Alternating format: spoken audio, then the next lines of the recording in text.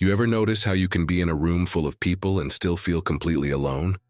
Not lonely in the obvious way, but alone in a way that's harder to explain, like you're watching everything happen from behind glass. Everyone else seems to just exist.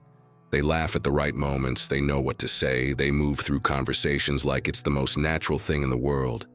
And you're there too. You're participating. You're smiling. You're nodding.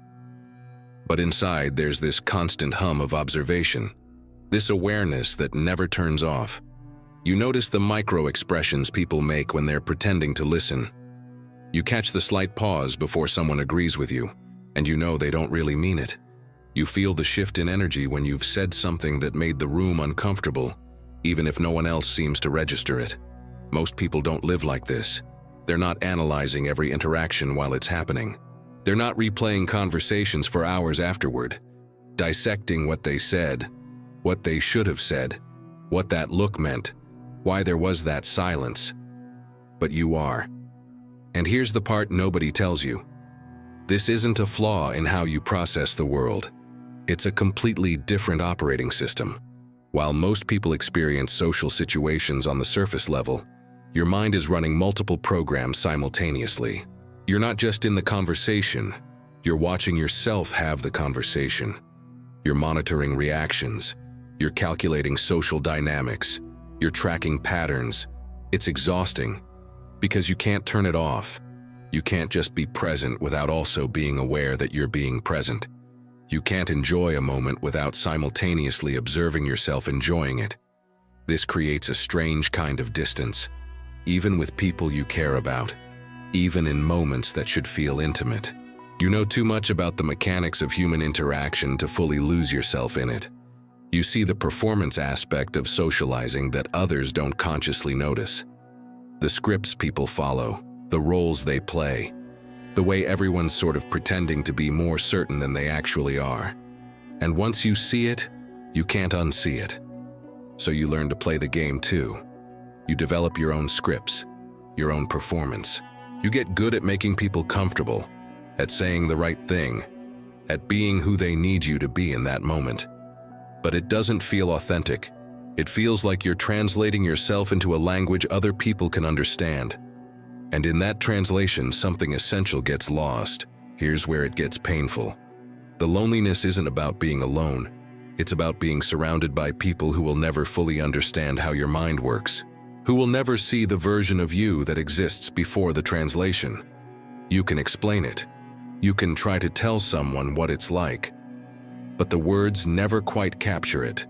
Because how do you describe the weight of constant observation? How do you explain that you're tired not from doing too much but from thinking too much? From feeling too much? From noticing too much? Most people will tell you to relax, to stop overthinking, to just be yourself.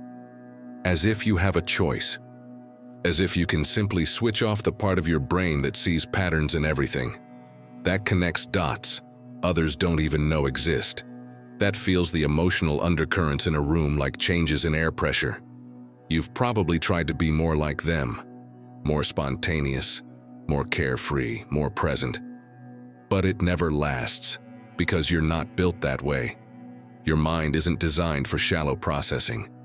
It goes deep automatically. It makes connections. It searches for meaning. It wants to understand not just what people say, but why they say it. Not just what happens, but what it means. This is the thing most people will never understand. Your sensitivity isn't weakness. Your overthinking isn't a malfunction. It's awareness.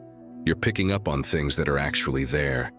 The tension everyone's ignoring, the unspoken dynamics, the gap between what people say and what they mean. You're not imagining it. You're not being dramatic. You're just seeing more data than most people's brains are wired to process. And yes, it's isolating, because you end up in this strange position where you understand other people better than they understand themselves, but they don't understand you at all. They see your quietness and think you're shy. They see your caution and think you're anxious. They see your depth and think you're intense. They don't see that you're simply operating at a different frequency. Most of your life, you've probably felt like you're on the outside of something. Like everyone else got a manual you never received. Like there's a way of being human that comes naturally to others, but requires constant effort from you. And maybe you've wondered if something's wrong with you. But here's what shifts when you finally understand this. Nothing is wrong with you. You're not broken. You're not too much. You're not missing some essential piece that would make you normal. You're just rare.